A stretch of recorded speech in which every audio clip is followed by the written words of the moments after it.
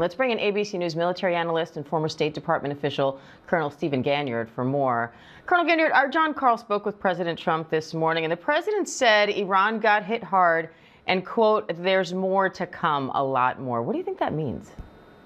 I think that what they've done here, Diane, is set up a multi-week effort to take down the Iranian nuclear program. Now, we also see that they're taking out various parts of their air defenses so that Israeli aircraft can operate with impunity within Iranian airspace.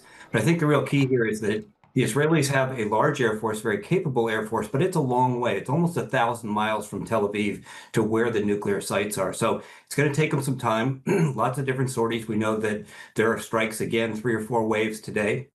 So let's watch this play out over the next couple of weeks, because to take down the whole nuclear program is going to take a lot of time and a lot of strikes. Israel is already at war with Hamas. Now the IDF says it's calling up tens of thousands of soldiers. Can Israel handle fighting Iran right now too?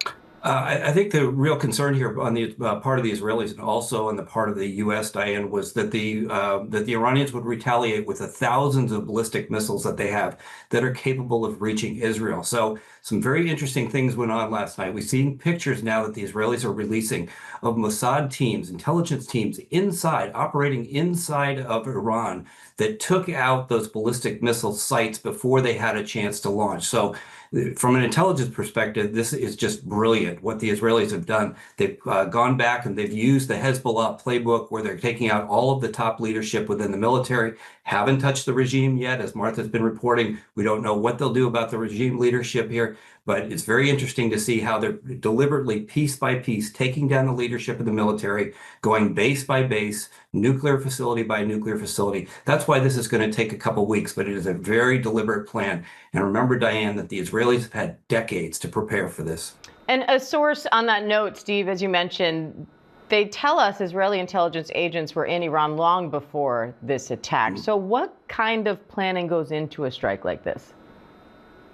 So Israel's ability to gather human intelligence inside of Iran has been absolutely extraordinary. You remember back in July of last year, Diane, where they took out a Hamas operative who was on a secure compound in Tehran by hitting the exact room that he was in.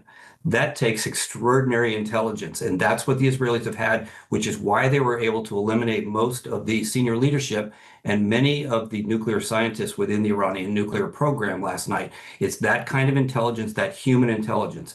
Now, we're learning this morning, Martha's reporting also, that we know that the U.S. helped in some ways with intelligence, but the kind of intelligence that the U.S. has and would have provided to Israel was probably more focused on electronic intelligence, signals intelligence, overhead imagery, helping them find where those ballistic missiles were. But it's the human intelligence, really, it's been the key to not only this operation, but taking down Hezbollah in Lebanon and in Syria.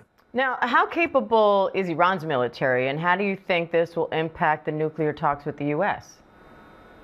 They're in poor shape and getting even more degraded by the hour today. So the real problem here for Iran is they really can't do anything. If they can't launch their missiles in retribution back at Israel, it seems that that capability has been taken away from them. They have no air force that's able to fly.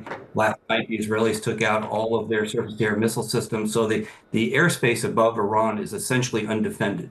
And the Israeli Air Force has free reign and could go after targets. So the ability to pound from the air means that the Iranians are going to be on the defensive at best and may have no recourse except to accept the punishment that Israel is going to inflict over the next couple of weeks.